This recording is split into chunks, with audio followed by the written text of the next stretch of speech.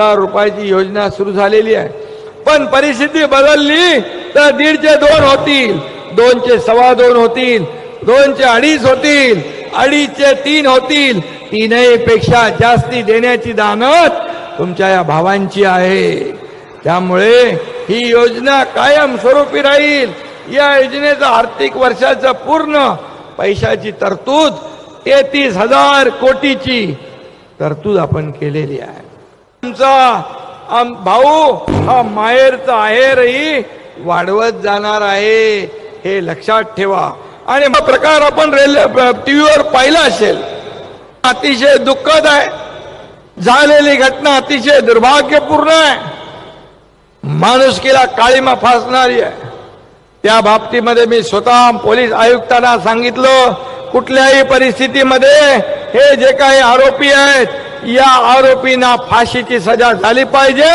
अशा शिवाजी महाराजांचा हा महाराष्ट्र आहे आणि या महाराष्ट्रामध्ये मुली बाळींच्या आबरूशी खेळणाऱ्या पाप्यांचे हात कलम करण्याचा इतिहास आहे, हात छाटून टाकण्याचा इतिहास आहे.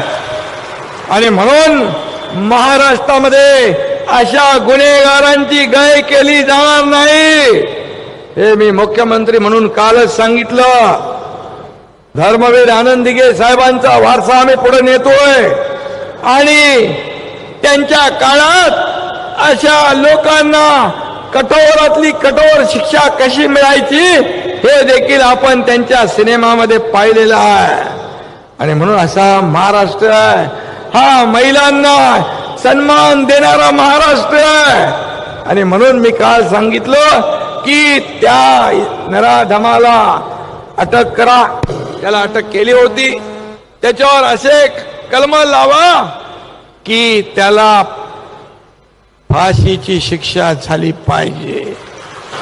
त्यामध्ये फास्ट ट्रॅकवर घ्या सांगितलं, त्याला विशेष सरकारी वकील नेमा, आम्ही त्याच्यासाठी SIT नेमलेली आहे.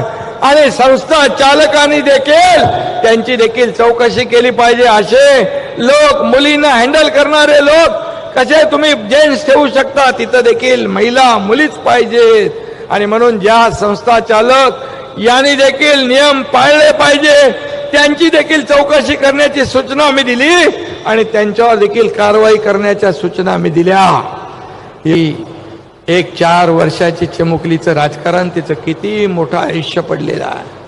आज मीडियामध्ये काही लोक बाईट देत आहेत, काही लोक प्रेस कॉन्फरन्स घेत आहेत. अरे माझं तुम्हाला सांगणं आहे की त्या लहान मुलीच्या जीवाशी, तिच्या जीवनाशी, तिच्या आयुष्याशी खेळण्याचा प्रयत्न करू नका, तिचं आयुष्य बर्बाद करण्याचं काम करू नका. हे सरकार पूर्णपणे त्या आरोपीला फाशीच्या फंद्यापर्यंत पोहोचवल्याशिवाय राहणार नाही. पण आदम जे कोणी असतील त्यांना मी या ठिकाणी सांगू इच्छितो, हा महाराष्ट्र आहे, हा छत्रपती शिवाजी महाराजांचा महाराष्ट्र आहे. आम्ही बाळासाहेब आनंद दिघे साहेबांचे वारसा पुढे नेणारे आहोत. आणि म्हणून या महाराष्ट्रात माझ्या मुली बाळींकडे डोळे मारून बघू नका आणि त्यांच्यावर वाईट नजरेतून बघू नका. अत्याचार तर दूर राहिला, पण या ठिकाणी मी सांगतो या महाराष्ट्रामध्ये अशा प्रकारचं कृत्य खपवून घेतलं जाणार नाही. आणि म्हणून